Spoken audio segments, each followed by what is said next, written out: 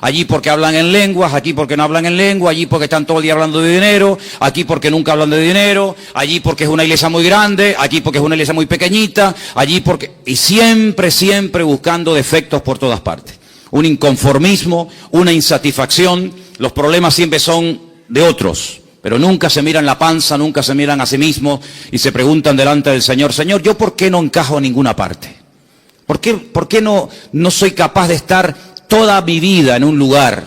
Yo no estoy diciendo que no hay momentos en los que uno tiene que plantearse seriamente qué hago en esta congregación donde no me están dando de comer. Yo no estoy hablando de eso.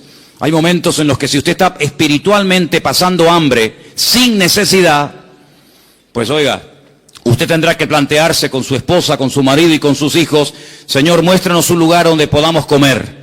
Pero no solamente, cuidado, un lugar donde podamos comer, sino un lugar donde podamos comer, donde podamos escuchar la sana doctrina, la palabra de Dios, sino que también podamos servir al Señor. Porque si usted está toda la vida comiendo y comiendo y comiendo, puede ser que un día reviente. Entonces, recibimos, ¿para qué? Para dar. No solamente para decir, mira cuánto sé de la Biblia, he aprendido esto, he aprendido aquello, he aprendido tal, he aprendido cual, y bueno, ¿y ahora qué va a hacer con todo eso?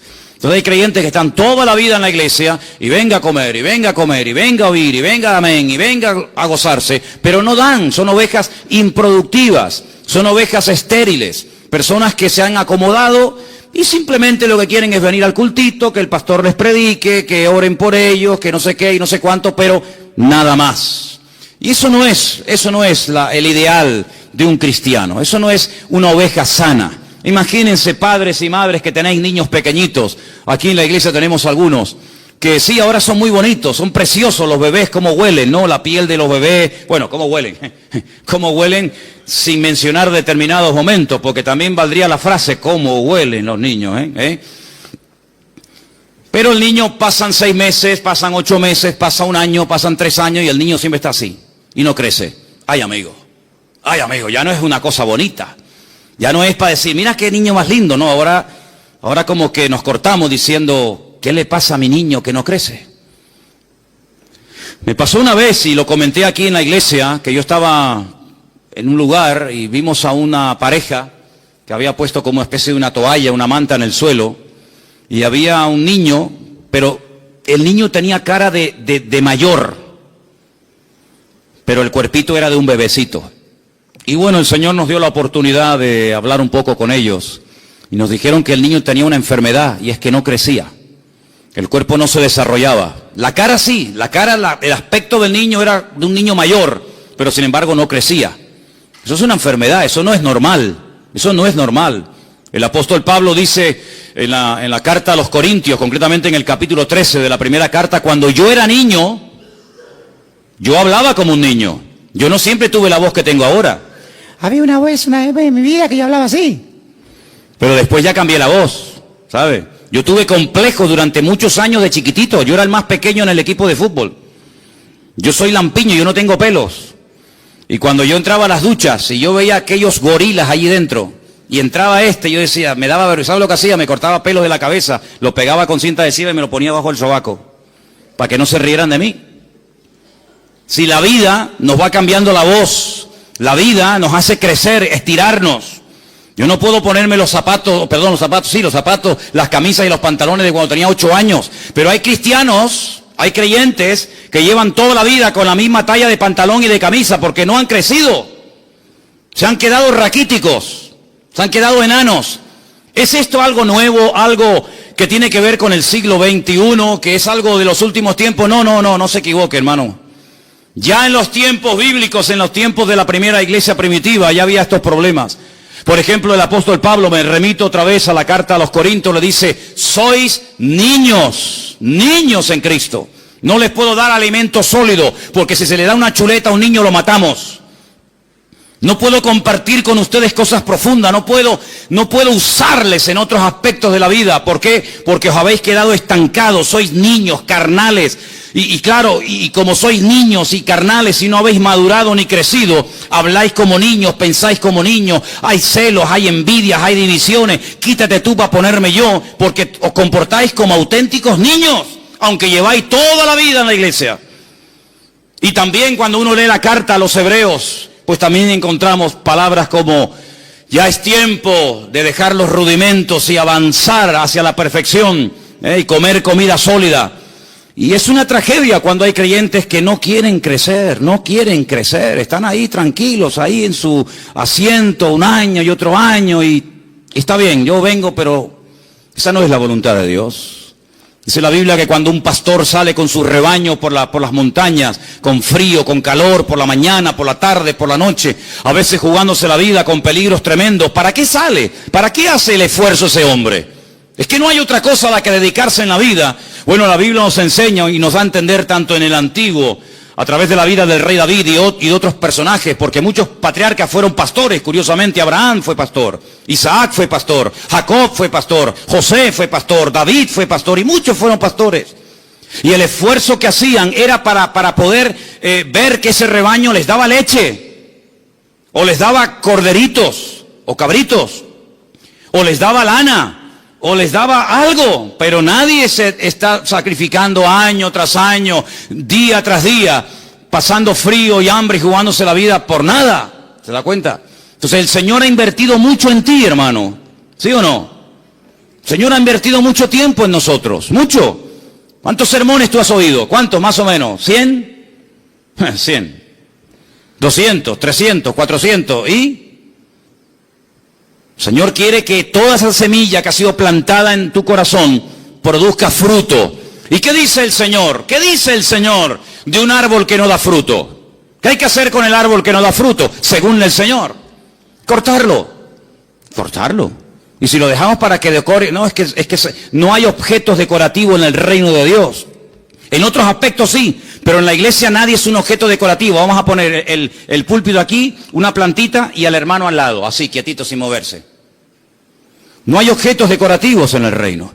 Dice el Señor que llegó a maldecir el Señor Jesucristo a una higuera porque daba un aspecto pero eran falsos. Estaba cargada de hojas y se acercó y dice la Biblia que la maldijo porque tenía hambre y no había fruto en ella. Dijo: ¿para qué queremos una higuera que no dé fruto? Está inutilizando la tierra y impide el crecimiento de otros árboles. Alguien le dijo: bueno, vamos a darle otra oportunidad, vamos a abonarla, bueno, ok, una oportunidad más, pero si no da fruto, me la cortan y la tiran al fuego. Así de claro. Entonces, cuando uno va a la palabra del Señor, en el capítulo 16 de Marcos, vimos la semana pasada que el Señor a sus discípulos primero les reprochó su incredulidad y su dureza de corazón. Versículo 14, Marcos 16, 14. Les reprochó, les echó en cara lo duro que todavía eran. Lo incrédulos que todavía eran. ¿Cómo es posible que a veces le cuentes a un cristiano un milagro y te diga: bueno, ya no sé, no será una exageración lo que me estás contando? ¿Cómo puede ser que haya cristianos que duden del poder de Dios? ¿Cómo puede ser que haya iglesias y denominaciones enteras que digan que hoy en día Dios no hace milagros? Entonces, ¿yo qué soy? Si yo entré a la iglesia la primera vez en mi vida a robar, y entré enfermo, y entré endemoniado, que no podían conmigo 8 hombres. ¿Y yo qué soy? Señor, ese día me sanó, me salvó y me liberó. Y eso tenía 17 años, voy a cumplir 55 dentro de unos meses. Y nunca más el enemigo me volvió a meter mano ni a meterse dentro de mí ni experto. ¿Por qué? Porque el Señor hace una obra total, rotunda y absoluta. Tuve años en psicólogos, años en psiquiatra, amarrado con camisas de fuerza, de un hospital a otro. Y todo era inútil, hasta que vino el Señor y me salvó, me liberó y me transformó la vida. ¿Cómo que Dios no hace milagros hoy en día? ¿Pero quién dijo ese disparate? Lo que pasa es que no los hace a través de tu vida, ni tú los ves, porque tú eres un incrédulo. Que tienes la cabeza así de gorda, llena de Biblia, pero tu corazón está seco porque no tienes comunión con Dios. Y el Señor, cuando va a su palabra, nos dice: prediquen el Evangelio. Pero espere un momento. Pero cuando usted predica el Evangelio, cuando usted obedece y pone en práctica la palabra, dice: señales seguirán.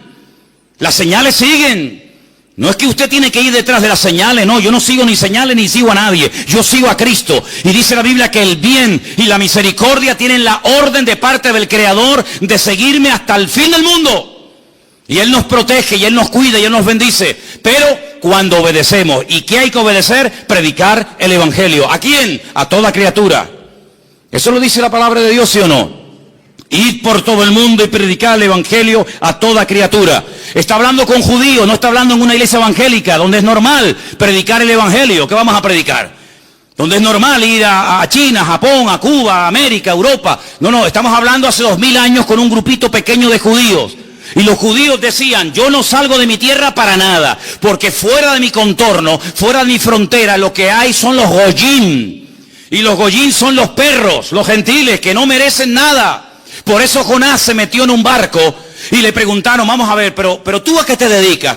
¿Cuál es tu oficio en la vida? Y dice, yo soy profeta del Dios Altísimo. Yo sirvo al Dios Todopoderoso, al Dios de Abraham, de Isaac y de Jacob. ¡Wow! ¿Y qué haces aquí si eres profeta? Porque este no es tu lugar. Pregúntate siempre, ¿estás en tu lugar? Y si estás en el lugar, ¿estás haciendo lo que el Señor te ha llamado? Si tú eres profeta, ¿qué haces aquí de marinero? No, es que yo estoy huyendo. ¿Huyendo de quién, muchacho? Huyendo de la presencia de Dios. Pero ¿cómo puede una persona llegar a pensar que puede esconderse de Dios y Dios no encontrarlo? ¿Hay alguien aquí que crea eso? ¿Hay alguien aquí que crea que usted se puede meter en un sitio donde Dios no te va a encontrar? Adán lo intentó. Adán creía que se podía ocultar de Dios. Adán no era ateo. Adán era creyente, era producto de las manos del Señor. Pero él creía la gran mentira de que se podía ocultar de la presencia del Señor. Lo mismo que Jonás. Yo huyo de la presencia del Señor. Pero si huyes de la presencia del Señor, ¿qué pasa? ¿Que a dónde vas? Porque ¿a dónde iba Jonás? Según la Biblia, a Tarsis. ¿Dónde está Tarsis? En el sur de España, en Huelva. Ahí está Tarsis, todavía se llama Tarsis. ¿Y él de dónde venía? Salió de una ciudad que se llama en la Biblia Jope, hoy en día se llama Jafo. ¿Qué le parece, amigo? Se montó en un barco para huir de la presencia del Señor. Es decir, él iba a cruzar todo el Mare Nostrum, él iba a cruzar todo el gran mar, el mar Mediterráneo, porque decía, aquí vive Dios en Israel, en el templo de Jerusalén, pero allí en el otro extremo de la tierra Dios no está. Y entonces allí no está la presencia del Señor, por lo tanto allí puedo hacer lo que me da la gana, vivir en desorden, vivir en rebeldía, porque Dios vive allí, pero más allá ya no está. Se equivocó. No hay lugar en el mundo, ni fuera del mundo, del cual te puedas esconder de Dios. A todo lugar donde vayas, de día o de noche, el Señor sabe dónde está. Sus ojos recorren toda la tierra, dice la palabra del Señor. Por lo tanto, es inútil huir de la presencia del Señor. Pero él, ¿por qué huía? Porque le había dado el Señor la orden de ir a un país extranjero, a otra cultura. ¿A dónde? A Nínive. ¿Y eso dónde queda? En Irak. Ay, amigo. Y allí era la gente terrible, terrible, Allí eran, pero, vamos, salvajes, auténticos salvajes, como siguen siendo hasta el día de hoy. Como siguen siendo las peores barbaridades y las peores torturas y las muertes más viles y humillantes y crueles se siguen todavía desarrollando y manifestando en esas culturas. Y lo filman y lo suben a internet para que todo el mundo vea los salvajes que son. Tremendo, siguen siendo iguales. El espíritu no ha cambiado. Y dice, ¿quién? Yo ir a Nínive para que se arrepientan. Y si se arrepienten, Dios los va a perdonar. De eso nada. Por lo tanto, si yo no voy y si yo no les predico, no les vendrá convicción de pecado, porque el mensaje era muy cortito, pero era muy claro. Dile a los habitantes de Nínive que dentro de 40 días, si no se arrepienten, destruyo la ciudad entera. Y Jonás dice, 40 días, pues ya está, fácil. Yo me voy de la presencia de Dios, no les predico, si no voy yo, nadie va. No hay internet, no hay WhatsApp, no hay nada. Y dentro de 40 días... ¡Qué bueno! El Señor se los cargó a todos. El Señor dijo, no, eso es lo que tú te crees. Pero Dios nunca pierde, Dios siempre gana. ¿Cuántos dicen amén?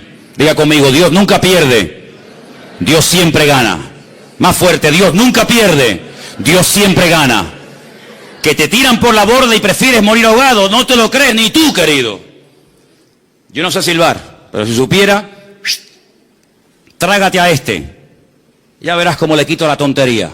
Cuando él se metió dentro de aquel submarino, dentro de aquel enorme pez, y comenzó a sentirse mareado, y una noche, y 2 noches, y 3 noches, dijo, Dios mío, sí voy, cuenta conmigo, allá voy. Pero fíjate tú, prefería morir antes de dar su brazo a torcer. Que no, ¿a que sí?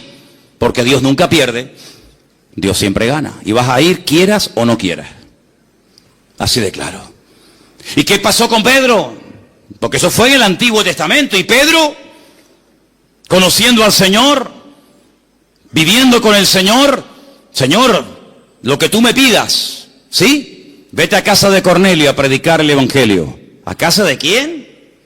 Cornelio. Cornelio es un centurión romano, imperialista, que nos tienen aquí todo el día al cuello trancado, que nos están amargando la existencia. ¿Cómo voy yo a ir a casa de un gentil romano? Pues vas a ir, quieras o no quieras. Y fue, y mire cómo empezó el mensaje. Ustedes saben cuán abominable es para un judío entrar a la casa de un gentil. Qué presentación más hermosa. Es como si yo dijera esta tarde, la verdad es que yo no tengo ningún deseo de verles las caras a ninguno de ustedes. La verdad es que yo estoy aquí por obligación, porque tengo que predicar, pero yo por mí me mandaría a mudar y lo dejaría todo. Pero vamos a ver, pero este hombre que está diciendo. Este hombre se le fue la olla. Así empezó Pedro el mensaje. Así empezó.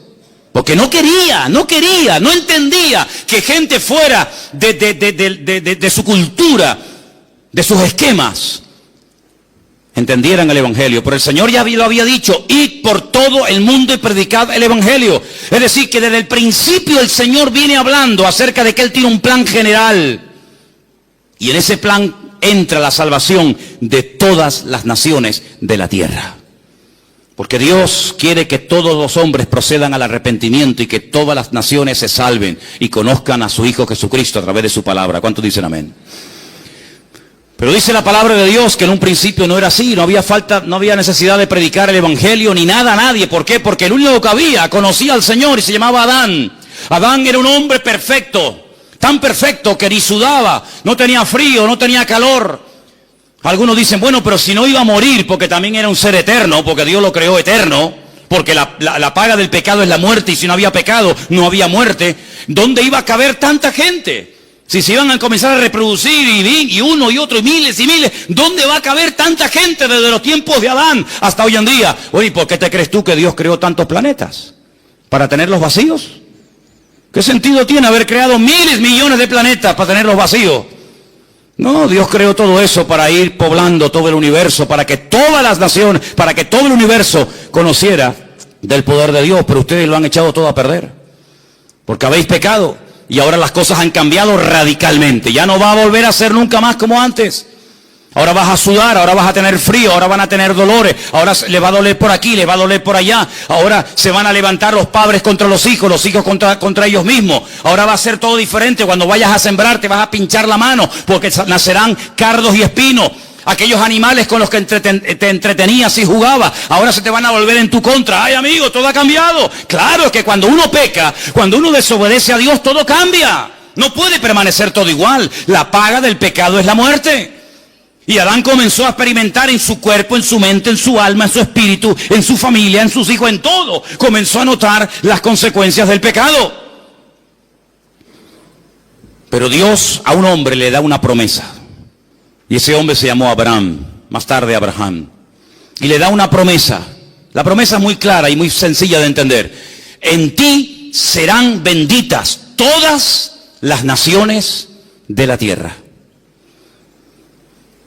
Y dice la Biblia que Abraham le creyó a Dios. Le creyó a Dios y fue declarado justo. ¿Crees lo que yo te prometo? ¿Sí? ¿Crees que serás padre de multitudes?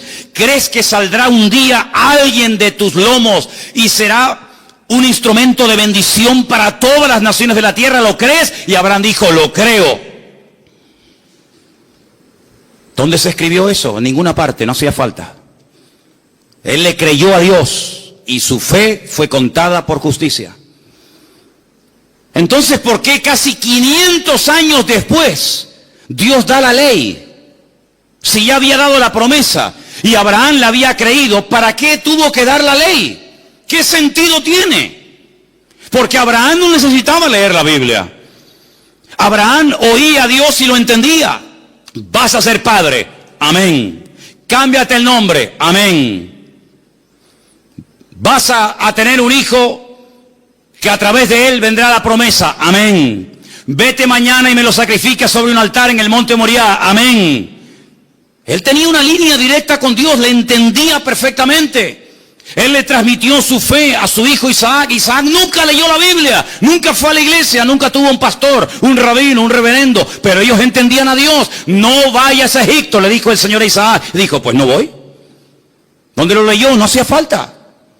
Jacob, ¿dónde se congregaba? En ninguna parte. Pero sin embargo él tenía encuentro con ángeles, él hablaba con Dios. Dios le dijo, a partir de ahora te vas a llamar Israel. Jacob no, Israel. ¿Cómo tenían ellos tanta línea directa con Dios? José nunca leyó la Biblia. Uno de los hijos de Jacob nunca leyó la Biblia. Nunca fue al culto, nunca estuvo en una reunión. Sin embargo, un día le vino una mujer casada a proponerse acostarse con él. Dice, ni se te ocurra, yo no puedo hacer eso, pecaría contra mi Dios. Pero ¿dónde está escrito que eso es pecado? Dijo. ¿En qué libro? ¿Dónde está escrito que acostarte con la mujer de tu amo Potifar sea pecado? Aquí está escrito. No necesito ley, no necesito Torah, no necesito nada, porque yo conozco a mi Dios. Y como conozco a mi Dios, sé lo que le gusta y lo que no le gusta, lo que le agrada y lo que no le agrada. Y a Noé le dice, cuando construyas el arca, vas a coger 7 parejas de animales limpios y animales impuros, y los vas a meter en el arca. ¿Y cómo sé cuáles son los limpios y cuáles son los impuros? Si eso no está escrito, yo te lo voy a decir. Entonces hubo un tiempo, hubo una generación, hubo un grupo de personas minoritarias que tenían un nivel de comunión, un nivel de santidad, un nivel de relación con Dios tan elevado que no necesitaban que nadie les predicara, que no necesitaban Torah, que no necesitaban ley ni mandamientos ni nada. Entonces la pregunta la vuelvo a hacer otra vez, ¿para qué Dios la dio? Si cuando Dios le hablaba a esta gente ellos entendían y obedecían, ¿para qué da la ley? Cuando la ley son 613 mandamientos. ¿Para qué? Si ellos saben, con esta no me puedo acostar, este es un animal limpio y no se puede comer, este es inmundo y no lo puedo comer, esto lo puedo hacer, aquello no lo puedo hacer. Si lo saben todo porque tienen esa ley grabada en sus conciencias y en sus corazones, ¿para qué le das la ley? Bueno, es que la Biblia dice para qué fue dada. Vamos a verlo. Gálatas capítulo 3, verso 19. Porque esta pregunta que yo estoy lanzando hoy a todos ustedes, esta pregunta no es la primera vez que un ser humano se la hace en la historia de la humanidad. Esta pregunta ya se la han hecho miles a lo largo de la historia. Por lo tanto, tiene respuesta. ¿Dónde está? En la Biblia. Vamos a verla. Gálatas capítulo 3, versículo 19.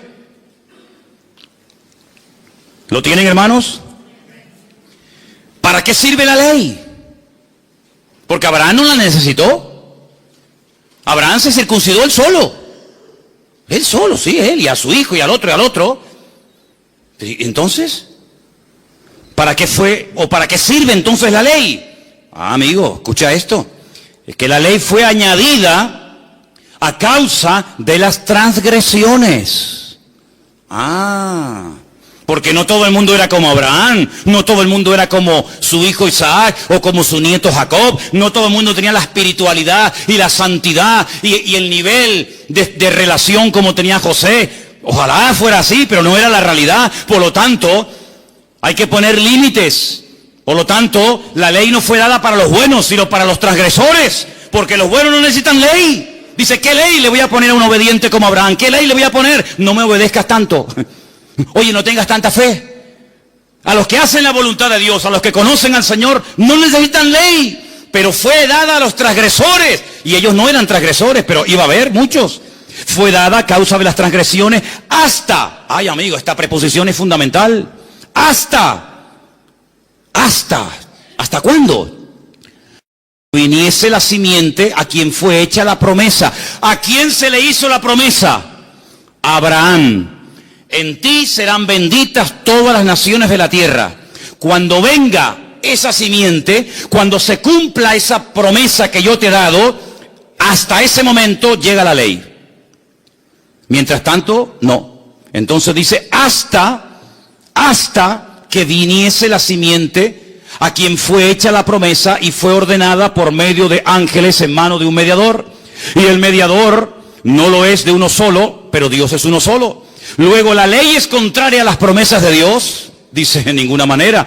Pero si por la ley, Porque si la ley dada pudiera vivificar, la justicia fuera verdaderamente por la ley. Mas la Escritura lo encerró todo bajo pecado, para que la promesa que es por la fe en Jesucristo fuese dada a los creyentes. Pero antes, escucha, antes de que viniese la fe, estábamos confinados, encerrados, enclaustrados bajo la ley, encerrados para aquella fe que iba a ser revelada. De manera, versículo 24, que la ley ha sido nuestro ayo, para llevarnos ¿a quién? Para llevarnos a Cristo. Yo pregunto, ¿vino ya Cristo o no ha venido todavía? Porque en Israel lo están esperando, dicen que no ha venido. Pero yo pregunto hoy en Santa Cruz de Tenerife, ¿Cristo ha venido, sí o no? Bueno, pues sí ha venido, y dice aquí, de manera que la ley ha sido nuestro ayo para llevarnos a Cristo, a fin de que fuésemos justificados por la fe, pero venida la fe, ya no estamos bajo ayo. Ya está. Si usted no entiende esto, pues oiga, yo intentaré explicárselo lo mejor que pueda, pero está tan claro, pero tan claro. Abraham, te voy a dar una promesa, pero entre la promesa y el cumplimiento de la misma van a pasar muchas generaciones, muchos siglos. Y yo conozco al ser humano, porque si cuando eran perfectos y hablaban conmigo todos los días, pecaron y desobedecieron, imagínate ahora que ya le dieron lugar al pecado, que ya han probado la rebeldía y la desobediencia. Si antes no pudieron mantenerse en santidad, ¿cuánto menos ahora? Por lo tanto, entre que te he dado la promesa y hasta que venga la promesa, y la promesa es Cristo, van a pasar muchas generaciones, muchísimas, miles y miles de personas. ¿Cómo hacemos para que esto no se desmadre? ¿Cómo hacemos para que el mundo no se autodestruya? ¿Cómo hacemos para frenar la maldad? Poniendo leyes. Poniendo leyes. Los casados, ustedes no pueden engañar a sus mujeres con otras mujeres. Mujeres, ustedes tienen que ser fieles a vuestros maridos. Hijos, tenéis que obedecer a vuestros padres. Agricultores, tenéis que hacer esto y esto y esto. Ganaderos, tenéis que hacer esto y esto. Solteros, casadas, viudas. Y hay un montón de leyes. Pero si yo sé que de aquí al Puerto de la Cruz o de aquí a los cristianos no puedo ir a más de 120, porque yo lo sé, ¿sí o no? Yo no necesito que por el camino me pongan carteles y carteles y carteles y carteles y carteles. 120. Pero si ya lo sé. Pero entonces, ¿por qué se ponen? Porque siempre habrá alguno que aún, a pesar de que lo sabe, se va a pasar el límite y va a querer ir de 200. Y después pasa lo que pasa. Si yo sé que en España se circula por la derecha y los que me vienen por la izquierda, yo no necesito tantas indicaciones, porque ya lo sé, ya lo aprendí, ya lo sé de toda la vida. Ay, amigo, pero hay gente que a pesar de esas leyes, dice, no, yo me voy a ir por la izquierda, y mira lo que pasa. Los kamikazes, que encima apuestan dinero, chocan uno con otro y se rompen familias y un auténtico desastre. Las leyes se ponen para los transgresores, no para los obedientes. Si usted ama a su esposa, usted no necesita poner un cartel en la puerta de su casa, no cometerás adulterio. Es que yo ya lo sé, José lo sabía, sin necesidad de ley. Pero dice la Biblia que el Señor dio la ley para parar, para frenar, para poner un coto, porque ellos vivían rodeados de amorreos, filisteos, jebuseos, cananeos, y aquellos eran un desmadre, un desorden de países. Comían de todo, se mataban unos a otros. Bueno, era terrible lo que esa gente hacía. Si yo cojo a mi pueblo de la esclavitud en Egipto y los meta a vivir con esta gente, se van a pudrir como ellos, se van a terminar matando unos a otros. Entonces pongo leyes. Por ejemplo, ¿por qué los judíos tienen la obligación o tenían la obligación en aquel tiempo de sacrificar en el altar animales como por ejemplo corderos, ovejas, bueyes? Porque eran los animales sagrados del enemigo. Y entonces, ¿qué es lo que hacía? No, de sagrado nada. Aquí el único sagrado es el Señor. Y puso leyes para marcar una diferencia, para que ustedes sean un pueblo diferente, que habla diferente, piensa diferente, viste diferente, actúa diferente. Pero el que sabe cómo soy yo, no necesita leyes.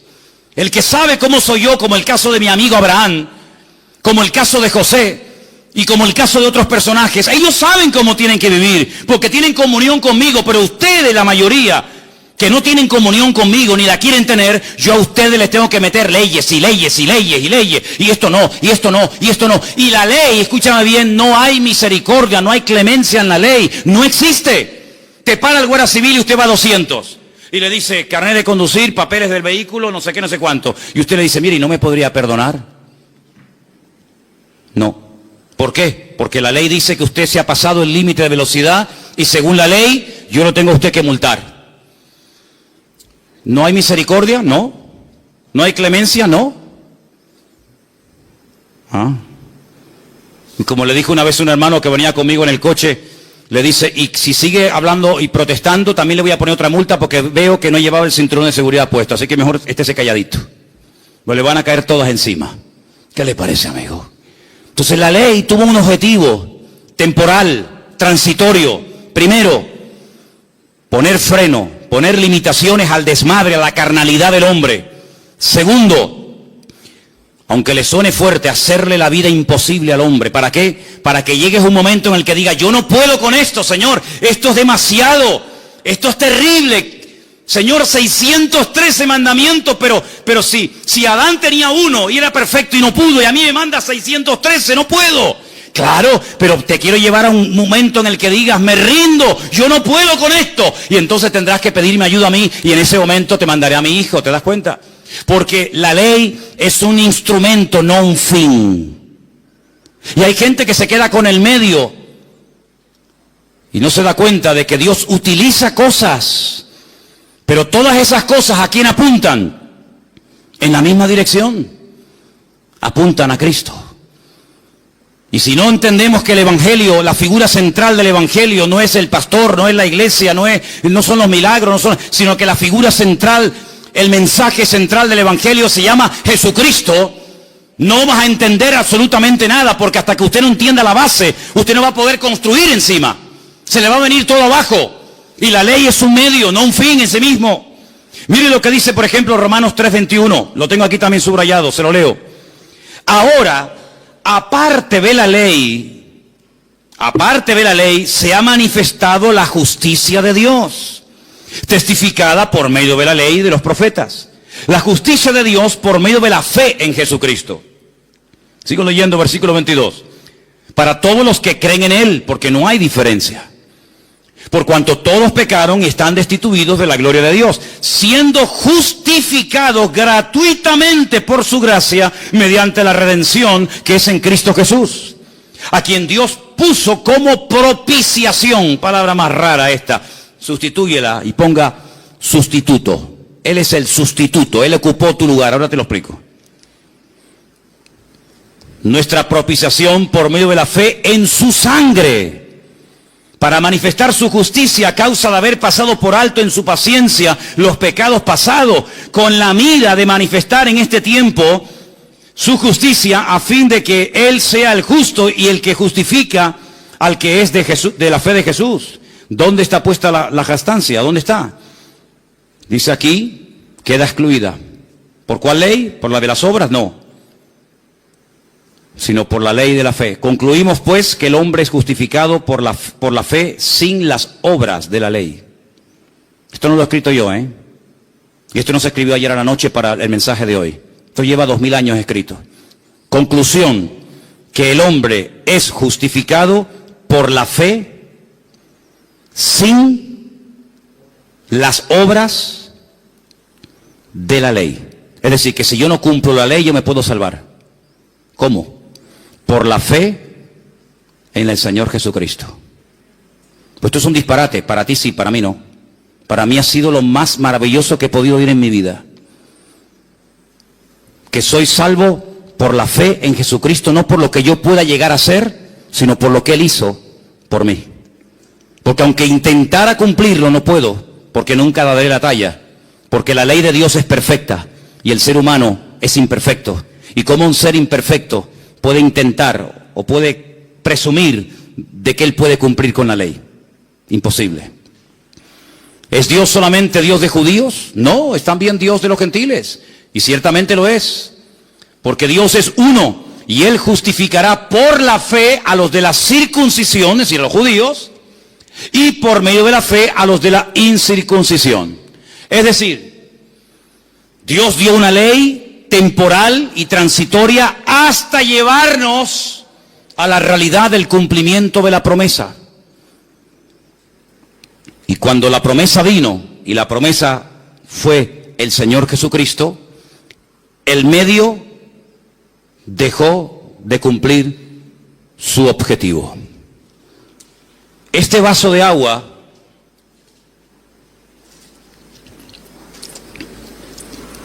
es simplemente un medio para depositar en él agua. Pero el valor no está en el vaso. El valor está en su contenido. Y para poder transportar de un lugar a otro el agua, no lo puedo llevar en la mano. Lo tengo que llevar en un recipiente. En este caso, el vaso o la botella. Pero cuando yo bebo el agua, ya el vaso no tiene ninguna razón de ser. ¿Qué es más importante, el contenido o el continente? ¿Qué es más importante, el medio o el fin? ¿Qué es más importante, aquello que se utilizó para llevarme a Cristo o Cristo que fue el cumplimiento de aquel medio por el cual Dios estableció la ley? Decide tú, tienes que decidir. Nosotros tenemos la capacidad de elegir el tipo de vida que vamos a llevar delante del Señor. Bueno, y entonces, ¿qué pasa con los mandamientos de la Biblia? Me refiero a los del Antiguo Testamento. Vamos a poner un ejemplo y vamos a proponer en esta tarde el cumplirlos a rajatabla. Voy a llevarles, por ejemplo, a dos versículos, Éxodo 23 y Levítico 23, ¿vale? Vamos a hacer la prueba. Éxodo, repito, 23:14.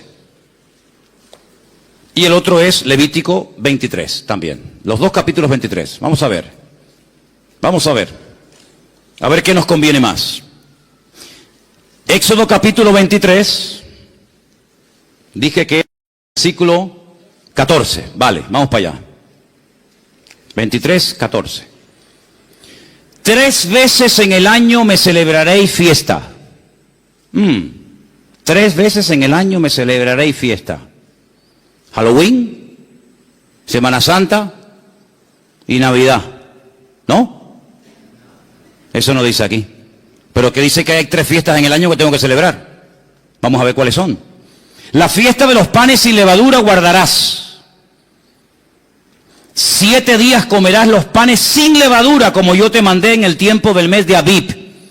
El mes de Abib, ¿cuál es ese mes? ¿Cuál es el mes de Abib? ¿Qué significa Abib? Tel Aviv. ¿No hay una ciudad que se llama Tel Aviv? ¿Y Aviv qué significa? Primavera. Como yo te mandé en el tiempo de la primavera. Porque en ese mes saliste de Egipto y ninguno se podrá presentar delante de mí con las manos vacías. Bien, ya sé cuál es una. Los panes sin levadura. 7 días comiendo panes sin levadura. Vale. Segunda, la fiesta de la siega. Bien. Y después, si quiere, podemos leer la otra que también nos dice que era la fiesta de los tabernáculos. Está en Levítico 23:34. Y ahora dice, 3 veces en el año, versículo 17, estoy aquí, 3 veces en el año se presentará todo varón delante del Señor. Vale, entonces, según el Antiguo Testamento, estamos tratando de hacer una prueba práctica, objetiva, para ver si podemos cumplir con esto. 3 veces al año dice el Señor en su palabra que todo varón, luego las mujeres quedaban excluidas. Ah, no me dijeron nunca eso. Yo no sé lo que ustedes le dijeron, yo sé lo que estoy diciendo. Las mujeres no tenían obligación de hacerlo, los hombres sí. 3 veces al año, fiesta de Pascua o Pesaj. Pesaj significa saltar. Saltaron de la esclavitud a la libertad. Un poquito más adelante, 50 días más adelante, la fiesta que llamamos nosotros Pentecostés o Shavuot, la fiesta de las semanas. Y al final, casi entre septiembre, generalmente octubre, una fiesta que se llama la fiesta de los tabernáculos. Pero la pregunta es, ya sé el nombre de las fiestas, ya sé cuántas fiestas son, pero ¿dónde se celebraban? ¿Dónde se ponían en práctica estas fiestas? ¿Dónde? ¿Dónde? En el sitio que estableciera el Señor tu Dios. ¿De dónde huía Jonás? ¿De Tacoronte? ¿De la matanza? ¿De dónde huía Jonás? Él huía de Jerusalén, huía de Israel, porque en la mentalidad del judío se les metió hasta en los tuétanos que Dios vive en el templo de Jerusalén. Por eso yo cuanto más me aleje de Jerusalén, más me alejo de la presencia de Dios. Mira, hasta el día de hoy, hermano, escuchen bien esto, hasta el día de hoy en Israel está la creencia de que el mundo son como grandes círculos concéntricos. Cuanto más lejos vivas de Jerusalén, más lejos vives de Dios. Si tú vives dentro de Israel, estás más cerca de Dios.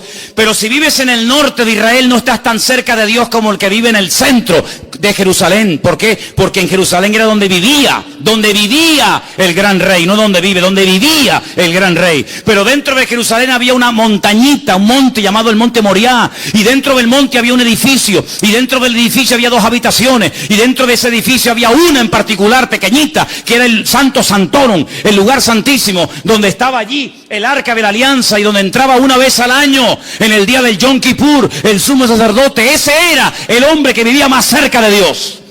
Los demás vivían, depende, a 4 kilómetros de Dios, a 5 kilómetros de Dios, a 8 kilómetros de Dios. Esa era la mentalidad. Esa era la mentalidad que había. Y el Señor dice, me celebraréis estas 3 fiestas anuales donde yo lo dijere, donde yo lo estableciere. Bueno, venga, va.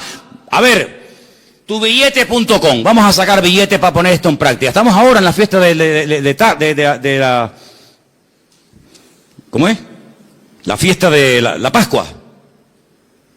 Muy bien, venga, tubillete.com. Mañana sacamos un billete, salimos desde Tenerife Sur, paramos en Madrid o en Barcelona y de ahí cogemos otro avión y nos vamos a Tel Aviv.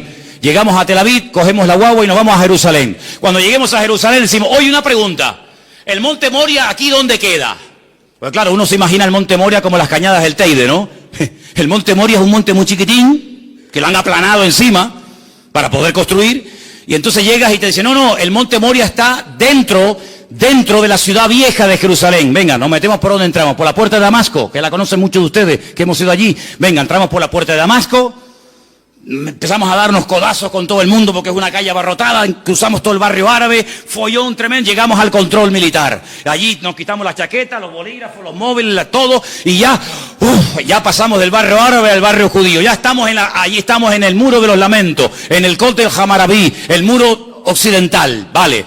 ¿Y ahora qué hacemos? ¿Dónde está el monte? Está allá arriba. ¿Y cómo subimos? Bueno, como tú no eres musulmán, tú no puedes subir por cualquier parte. Solamente hay una puerta de acceso, una escalera de madera de acceso para los no musulmanes, y es esa. Entonces tienes que ponerte en la cola, no se te ocurre llevarte una estrella de David, una cruz, una Biblia, porque te prenden fuego allí mismo. Entonces tienes que hacer una cola enorme, y cuando llegas arriba y cruzas el puente de madera, y llegas allí arriba y dices, Salem Aleikum Salam, Alhamdulillah, Zukra, vamos a buscar el templo. Y te dice, ¿el qué? Claro, como a lo mejor no habla español, le tienes que decir el Bet Hamikdash. Aquí no hay Bet Hamikdash. Aquí hay 2 mezquitas. Una allí y otra aquí. Aquella se llama la mezquita de Omar. Y aquella se llama la mezquita de Al-Aqsa. ¿Pero y el templo? Porque yo he leído aquí que tengo que venir al templo del Señor 3 veces al año y he venido de Tenerife. Y todos estos conmigo. Pues aquí no hay templo. Y como se ponga chulo, le damos una paliza y lo tiramos del muro abajo. Y no es la primera vez que lo hacen, ¿eh? Entonces me vengo a Tenerife frustrado porque digo, Señor, no puedo cumplir tu palabra, Señor. No puedo. Porque la voy a cumplir ¿dónde? En mi casa. Eso no vale. No vale. Es que es allí. Es decir, que los cristianos españoles que vivían en el sur o en el norte de España tenían que viajar 3 veces al año a ir a Jerusalén. ¿Me estás diciendo eso? Exactamente te estoy diciendo eso. Y si no quería, eso es otro tema. Pero el Señor dijo 3 veces al año, se me van todos a Jerusalén a celebrar la fiesta de Pesach, la fiesta de Shavuot y la fiesta de los tabernáculos, la fiesta de Sukkot. Pero Señor, si yo lo quiero hacer hoy en día yo cojo tu palabra y la interpreto literal y la quiero poner en práctica, no puedo. Y si no hago las cosas como tú me has dicho, ¿qué hago entonces? Bueno, pues si no puedes hacer las cosas como yo he dicho, no las hagas, porque para hacerlas mal, mejor que no las hagas. Pero ¿y entonces cómo hago? Bueno, entonces lo que tengo que ir a la Biblia a buscar una respuesta a mi incertidumbre, a mi problema. Señor, ¿qué hago? Y ahora me encuentro que la Biblia dice, vuestra Pascua es Cristo. Amigo, que mi Pascua es Cristo. Ajá. Yo soy vuestra Pascua. Por eso mi paz os dejo, mi paz os doy. Y a donde vayas, te puedes estar tranquilo, porque si vives en el sur, en el norte, en América, en Oceanía o donde sea, en Cristo, lo que no puedes cumplir, aunque quieras, porque no se dan las condiciones, ya lo has cumplido si tienes a Cristo viviendo dentro de tu corazón. Ay, amigo, ¿os dais cuenta cómo Cristo es todo? ¿Te das cuenta cómo Cristo destaca por encima de todo? Es como cuando un alpinista está días y días y se esfuerza y lucha y oxígeno y esto y aquello.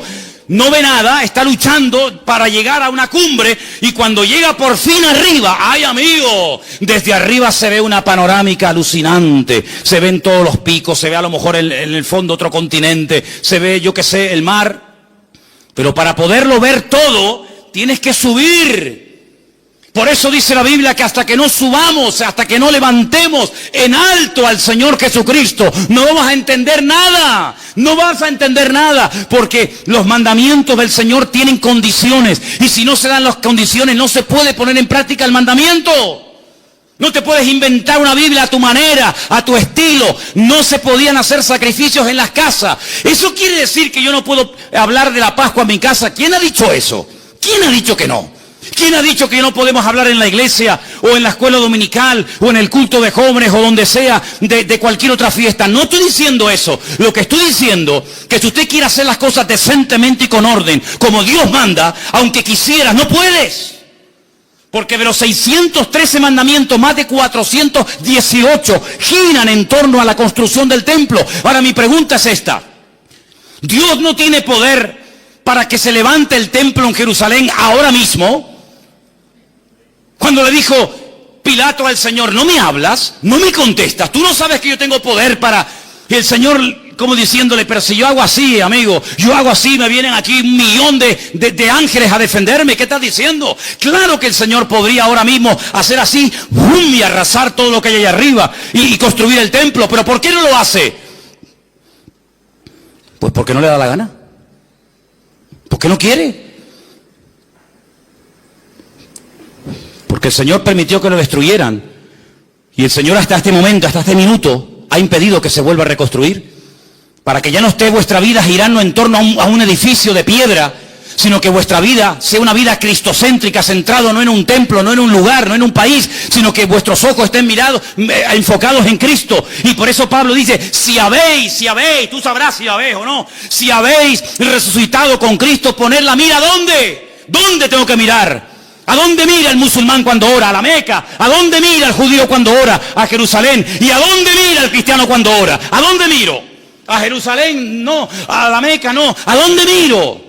Poner la mira en las cosas de arriba y no en las de la tierra, donde Cristo ha resucitado, y poneros con Él en lugares celestiales en Cristo Jesús. Ay, amigo, es que no me habían hablado así, que no es mi culpa que no te hayan dicho eso. Pero hoy en día nuestra vida no gira en torno a una fiesta, no gira en torno a un hombre, no gira en torno a un medio, sino gira en torno al Rey de Reyes y Señor de los Señores. Y sin Él no lo tenemos nada, y con Él lo tenemos todo. ¿Cuántos dicen amén y le dan un aplauso al Rey en esta tarde? ¡Gloria a Dios! ¡Y a su nombre! ¡Y a su nombre! Eso es lo que es el Evangelio. Eso es el Evangelio. Aunque quisieras hoy a muerte dar tu vida por cumplir los mandamientos de la Torá, no puedes. No puedes. Por eso están insatisfechos continuamente. Por eso han tenido que decir, bueno, y si ahora no podemos orar 3 veces al día o presentar nuestro sacrificio, y no podemos subir al templo, y no podemos, ¿qué hacemos? ¿Qué hacemos? Y ahí se levantaron los rabinos a lo largo de la historia y escribieron una enciclopedia gigantesca, enorme, llamada el Talmud. Ay, amigo. ¿Y qué es el Talmud? Pues es la creación de la Mishnah y la Gemara, la Totafot y la Hagahá. ¿Y eso qué es? Tradiciones y tradiciones y mandamientos. Y el Señor dijo, recorréis tierra y mar para ganar a un prosélito. Y una vez que lo ganáis, Le ponéis tanta presión y tantas cargas encima que lo agobiáis y lo convertís en 2 veces más hijo del infierno que antes, pero vosotros ni con un dedo las movéis. Que Dios no vino a ponernos cargas, Dios vino a decir: los que estáis cargados y trabajados, abusados espiritualmente, hartos de la vida, venid a mí y descansad, y yo os haré descansar, dice el Señor. Para eso vino Cristo. Y ahora podemos entender cosas tan sorprendentes que rompen los esquemas de la época y hoy en día, como por ejemplo aquella mujer que dice que la sorprendieron en el mismo acto de adulterio. Bueno, hermanos, yo entiendo que la pillaron con las manos en la masa. Ahora, si usted es mujer y está cometiendo adulterio y te pillan, quiere decir que pillan a uno y al otro, ¿o no? ¿O con quién está cometiendo usted adulterio? Con la silla. ¿Con quién? No, te hemos pillado. Y no sacaron una foto porque no pudieron. Entonces cogen a la mujer y al hombre, cogen a la mujer y la llevan al Señor y le dicen: según nuestra ley, fíjate tú dándole clases de ley al Señor,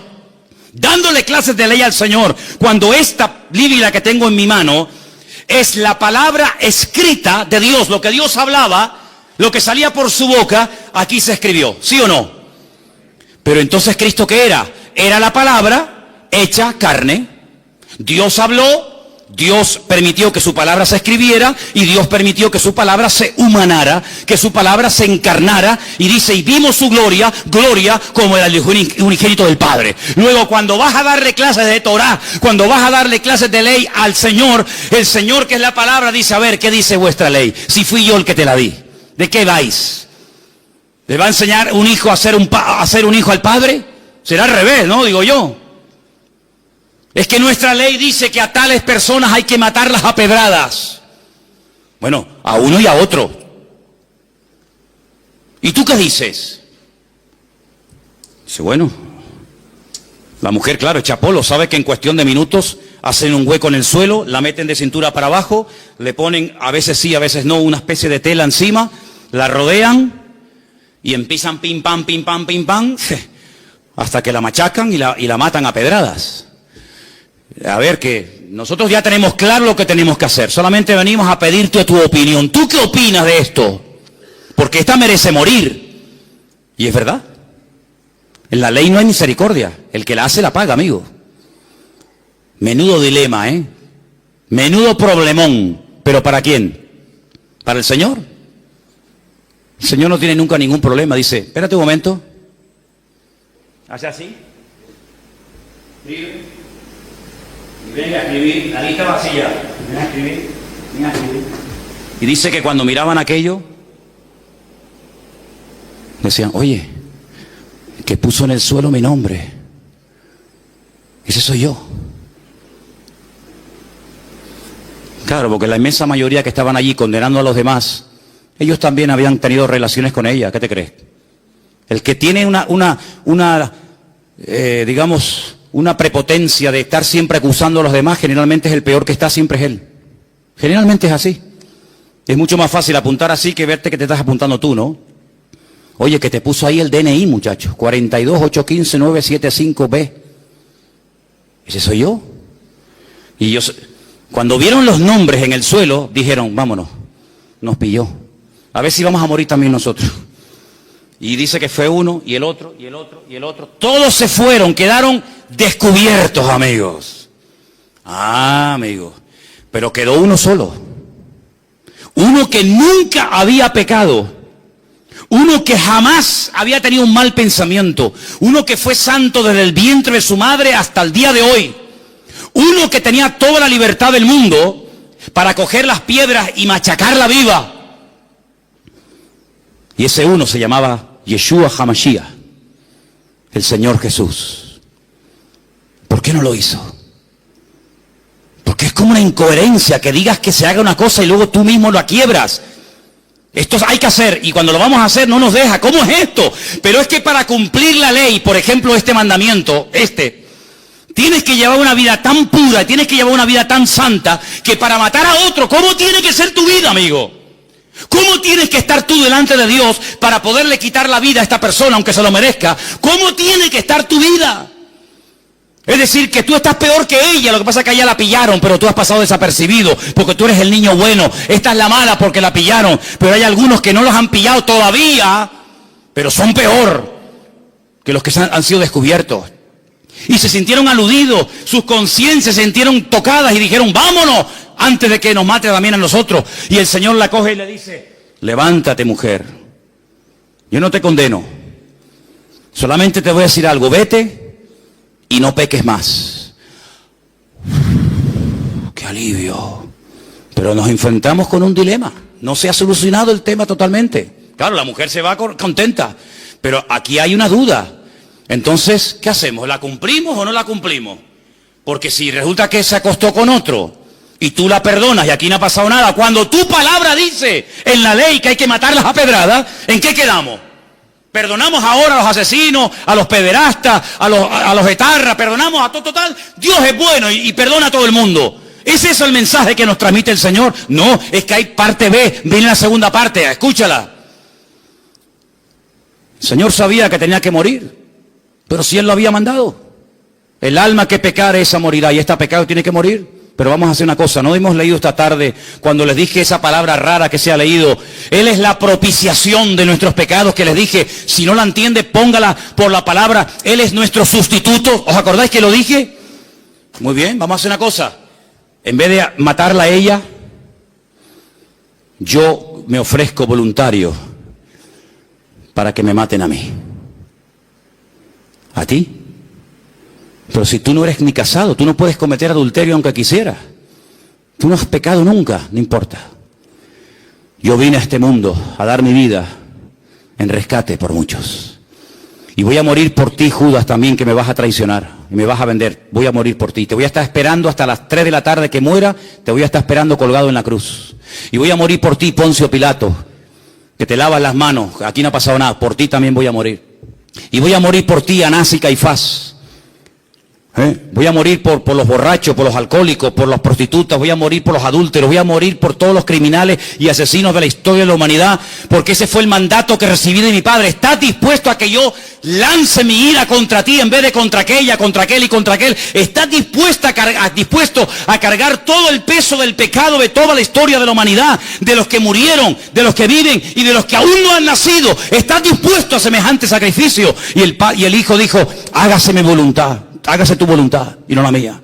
Heme aquí, envíame a mí, Señor. Entonces, cuando Cristo muere por esa mujer y por todos y cada uno de nosotros, cuando Él resucita, una mujer se lo encuentra y lo va a abrazar y dice, espera un momento, espera, no me toques todavía porque aún no he subido. Aún no he subido, aún no he ido a la presencia de mi Padre a decirle, Padre, mira, lo hice todo como tú me pediste, mira. Me traspasaron, me acribillaron, me torturaron, me escupieron, me hicieron de todo. Y el Padre acepta la sangre de su amado Hijo Jesús, le da unas vestiduras nuevas. Cuando se presenta el Señor y entra en aquella habitación donde están llorando y asustados y muertos de miedo, como hemos leído esta noche, dice, Shalom Alejem, paz a vosotros. Ya no tienen que tener miedo de nada ni de nadie, porque vengo con un mensaje de mi Padre, y es que le ha perdonado los pecados a todos ustedes. Así como a Adán, Dios le dijo, fuera, fuera de mi vista, fuera del jardín del Edén, porque has pecado, le has hecho más caso al diablo que a mí, y no mereces estar conmigo. Ahora lo que se perdió en Adán, lo recuperamos en Cristo. Y Cristo dice, ni se te ocurra ir en tu propia justicia, que yo cumplo la ley, que ni se te ocurra, porque no sales vivo de la presencia de mi Padre.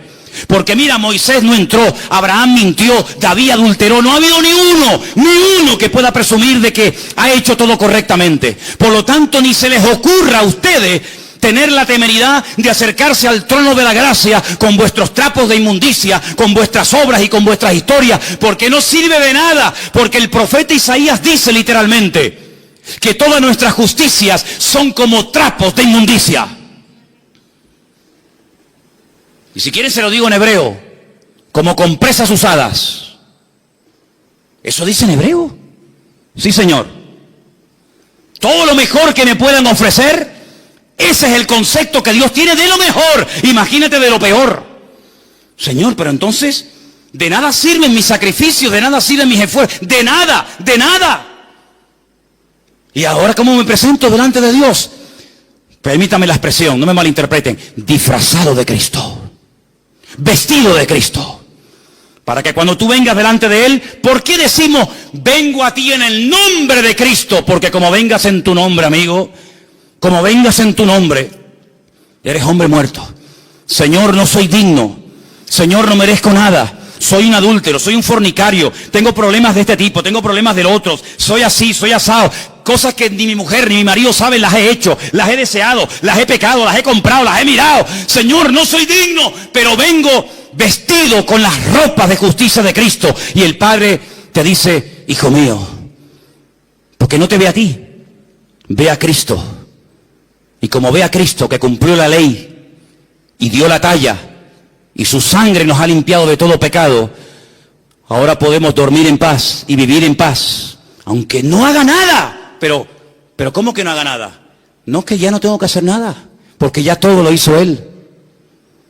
Si usted quiere el vasito, toma el vaso. Pero el Señor dijo, ¿tú no te das cuenta que este vaso fue traspasado de generación en generación? Abraham se lo dio a Isaac. Isaac se lo dio a Jacob. Jacob se lo dio a José. José se lo dio al otro. Y fue pasando de generación en generación. Y dice, ¿y cuándo vamos a poder beber? ¿Cuándo vamos a ver el cumplimiento de esto? Y llegó Cristo y dice, del vaso del que yo bebo, vosotros también beberéis. Y no entendieron en ese momento nada. Pero hubieron personas que sí entendieron el mensaje. Lo entendieron mucho más claro que los religiosos, porque el espíritu religioso embota la mente. El espíritu religioso fanatiza al pueblo. El espíritu religioso esclaviza la mentalidad de la gente. Y por eso los religiosos eran capaces, terrible hermano, de ver a una pobre mujer, 18 años asistiendo al culto y no le hacían ni caso, porque está enferma y encima es mujer. Pero Cristo entró a la sinagoga y le dice, mujer, ven para acá, quedas libre de tu enfermedad. Y se enderezó y comenzó a glorificar a Dios. Y veía un leproso y decían los judíos, un leproso, que me contamina y me tengo que ir a mi casa de una semana sin poder entrar al templo. Ni loco me acerco yo a un leproso. Y el Señor hacía así y lo tocaba. ¿Qué va a manchar, qué va a contaminar al Señor? Un leproso nada lo puede contaminar, porque Él es bendito y santo por los siglos de los siglos. Amén. ¿Cuántos dicen amén? Y por eso fue una sinagoga y le dijo a un ciego, mira, sé libre de tu enfermedad. Y al otro lo sanaba y al otro no sé qué. Y claro, luego venían, bueno, pero no puede ser. Vamos a ver, es que hoy es Shabbat. Hoy es Shabbat. ¿Y? Es que el Shabbat no se puede hacer esto. ¿Cómo que no? ¿Quién dijo eso? No, es que ya. ¿Y quién te sanó a ti? Yo no sé cómo se llama. ¿Y cómo te sanó? No, me puso barro en los ojos y me mandó al estanque de Siloé, que está en la otra punta de Jerusalén. Yo he estado en el estanque de Siloé, ¿te acuerdas, Carmen, cuando nos metimos por abajo? Que por poco te mueres allí, Un estanque enorme, kilómetros por debajo de tierra, lo mandó a la otra punta. ¿Por qué no lo mandó al estanque de Betesda, que está allí pegadito? Porque los judíos decían que un judío no podía caminar más de 1000 metros, más de 1050 metros en día de reposo. Por eso ustedes van a encontrar en la Biblia camino de un día de reposo. ¿Y cuánto un camino de un día de reposo? 1050 metros. Pero si me voy al estanque Siloé, entre que voy y vengo, hay más de 1050 metros.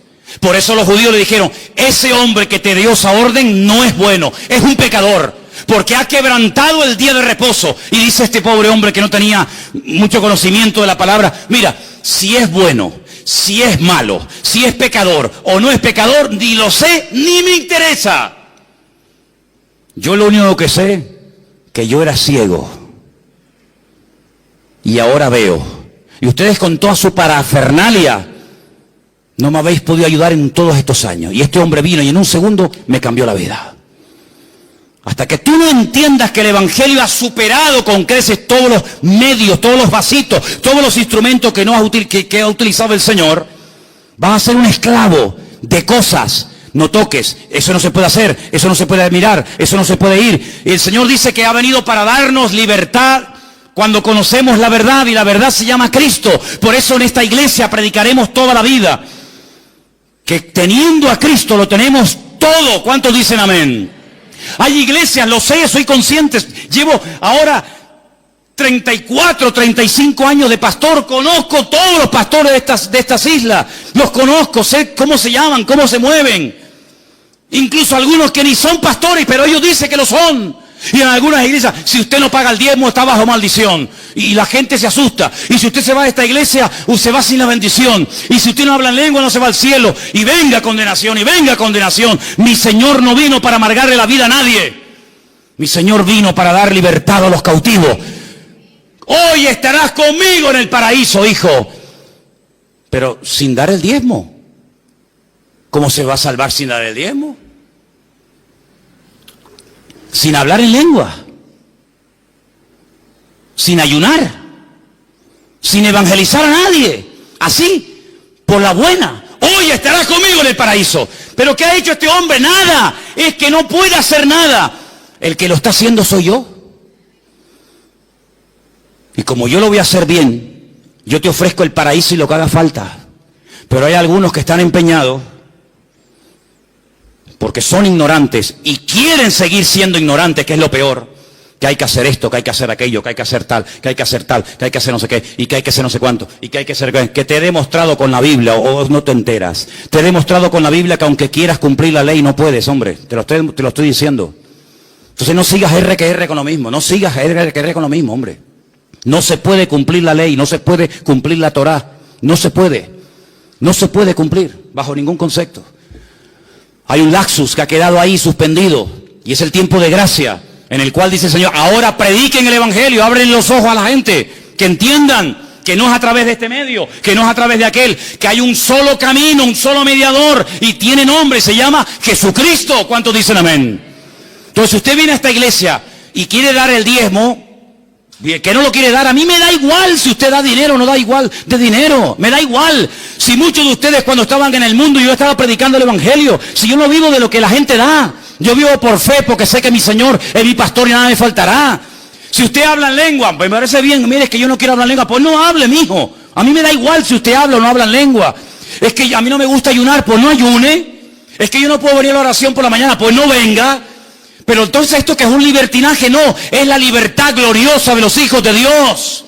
Es vivir tranquilo, vivir sin agobios, vivir sin presiones religiosas. Yo odio la religión, porque las religiones son ataduras y son presiones a la gente. Y encima el religioso se cree que por cumplir está agradando a Dios y a veces nada más lejos de la realidad. ¿Saben lo que le digo a muchos? Disfruta de la vida. Disfrute de la vida. Hermano, y si yo no me levanto a las 6 de la mañana y si oro a las 10, ¿qué? El Señor a las 10 está ocupado, no lo puedo atender.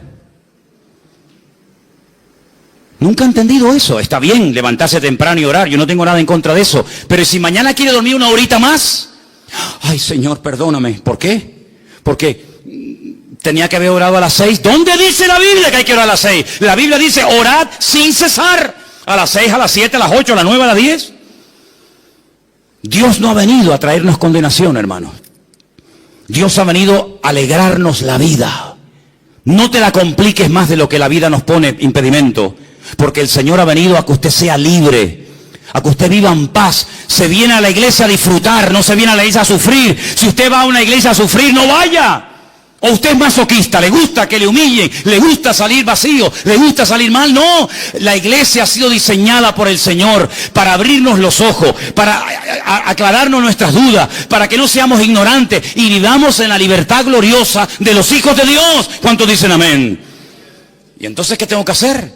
Pues buscar a Dios en oración, esforzarme en lo que dice el Señor. Ahora bien, yo les hago una pregunta. Si no se puede cumplir la Torá porque no se dan las condiciones actuales para cumplirla, ¿para qué complicarme la vida queriendo cumplir con algo que no se puede? Dele la vuelta a la tortilla. ¿Usted puede hoy en día orar? Pues ponte a orar. ¿Usted puede hoy en día congregarse? Sí, pues congréguese. ¿Usted puede leer la Biblia? ¿Usted puede evangelizar? ¿Usted puede ayudar a una persona? Sí. Entonces, ¿por qué no te preocupas más en hacer lo que puedes hacer? Y no te agobias tanto con lo que no puedes hacer. ¿Usted puede hacer feliz a su mujer? Pues hágala. No, es que, no sé, haga lo que pueda hacer y deje en las manos de Dios lo que usted no puede hacer. Ese es el evangelio que se predica aquí. Esto es lo que se enseña en esta congregación, Vida Nueva. Aquí y en nuestra iglesia en el Puerto de la Cruz y lo que estamos enseñando en el sur, esto es lo que aquí enseñamos.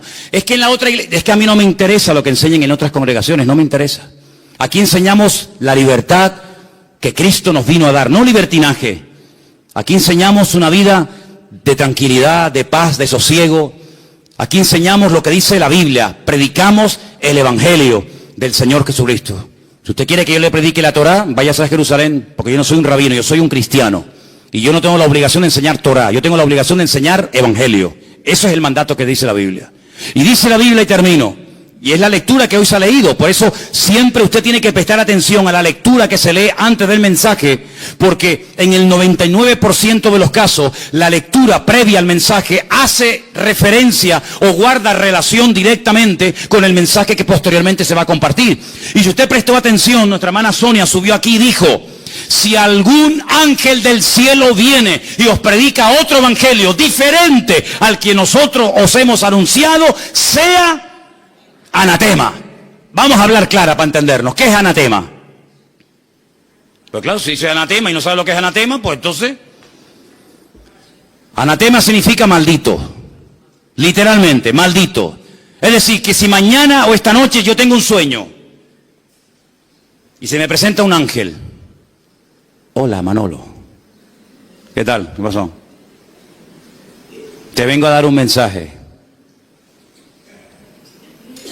A ver, que el Señor no va a venir. Vengo de parte del Señor que no va a venir. Vengo a decirte que la Biblia que tiene está equivocada, que no es la verdadera, que hay por ahí otra que nunca se tradujo por miedo a no sé qué, que el Señor no ha perdonado los pecados de todo el mundo, sino de unos cuantos. ¿Saben lo que hago con ese ángel? Tengo un bate de béisbol que cogí aquí en el rastro. Tengo un bate de béisbol. Le doy una entrada de palos al ángel, hermano. Yo he cogido en más de una ocasión el bate de béisbol. Mira, una vez cuando cogí el bate de béisbol, fue en Bolivia, en Santa... ¿Hay algún boliviano aquí? Tú eres de Santa Cruz de la Sierra, en el séptimo anillo, donde teníamos nosotros el comedor, y comenzamos a dar de comer y comer y comer a los niños, que ahí tú sabes que hay mucha necesidad, ¿verdad? Por allí no aparecía nadie, ni los pastores de la ciudad cuando íbamos a visitar las iglesias, y Armando está ahí, que no me dejará mentir. Íbamos a las iglesias y contábamos lo que estábamos haciendo, de barro hasta aquí, miseria, era terrible aquello. Y nos decían, pues no sabíamos que aquí había eso. Y tú eres de aquí de Bolivia, yo vengo de 15.000 kilómetros y sé más de la miseria que hay en tu barrio que tú. ¿Tú qué pastor eres? ¿Qué evangelio predicas tú? Y lo llevábamos al barrio y se quedaban asustados. Llevamos un día un montón de doctores para que examinaran a los niños y decían, ay, estos niños qué sucios. Claro, ¿qué quiere? A los pocos días de estar allí predicando el evangelio y de haber inaugurado un comedor, hicimos una campaña evangelística y el barrio contento, bueno, la gente venía, era aquí una pasada. Ay, amigo, me dicen unos niños, hay por allí unos señores que también están como ustedes repartiendo folletos y Biblia. Y digo, ¿sí? Pero si aquí nunca ha venido nadie, ¿dónde están? Y me fui, ¿y saben quiénes eran? Ya saben, ¿no? Los testigos de Jehová. No habían ido nunca en la vida, pero ahora que veían que la gente venía a escuchar la palabra, ahora ellos también venían a repartir comida, ahora ellos también venían de bueno. ¿Sabe lo que hice? Me da igual lo que usted opine, ¿eh? Me da exactamente igual. Ya a las alturas que estoy, me fui, cogí un palo así, me acerqué a los testigos de Jehová y le dije, mira, sinvergüenza, aquí estas criaturas han estado pasando hambre y frío y miseria, y habéis sido incapaces en toda vuestra vida de haber venido aquí, y ahora porque veis que dando comida la gente viene a ver el evangelio, ahora vienen